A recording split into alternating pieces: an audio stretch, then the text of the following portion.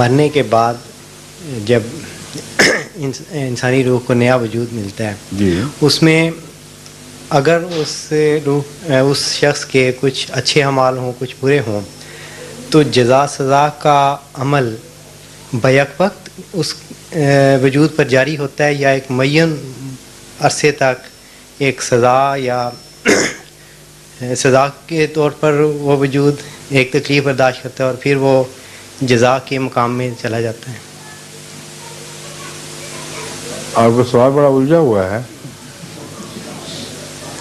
آپ کا مطلب یہ ہے کہ پہلے اس کو سزا ملے گی پھر معاف کیا جائے گا؟ جی ایک صورت یہ ہے. ہاں وہ جی پہلے اس کو لے لیتے ہیں. جی جب سزا ملے گی تو پھر معافی تو نہ ہوئی اس کی.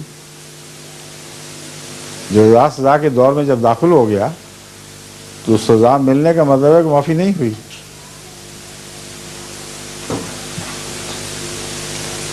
کیونکہ اگر سزا ملنی شروع ہو گئی تو جو حشر نشر کے وقت جب اس کا وجود دوبارہ اٹھایا جائے گا تو وہ سزا یافتہ وجود ہی اٹھے گا. سمجھ گئے ہیں؟ اور جو اس کے ساتھ اس وقت ہونا ہے اس کا آغاز مرنے کے بعد شروع ہو جاتا ہے.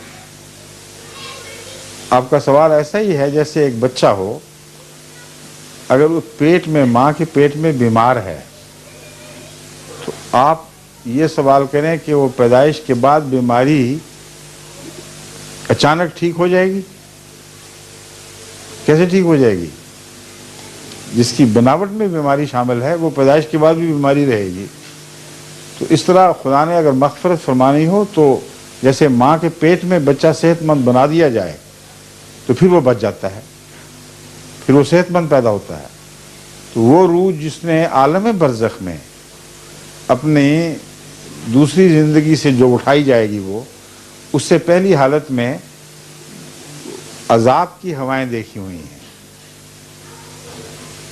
مرنے کے بعد بھی یا اٹھنے کے وقت بھی اس کی ڈیولپمنٹ اسی حالت میں ہو رہی ہے. اس لیے اس کے متعلق یہ خیال کر لینا کہ بعد میں الگ مغفرت ہوگی غلط ہے. مغفرت کا فیصلہ خدا جب فرماتا ہے تو اس کی جو تربیت کا دور ہے اس میں ہی اللہ تعالیٰ اس کے ساتھ نرمی کا سلوک فرماتا ہے.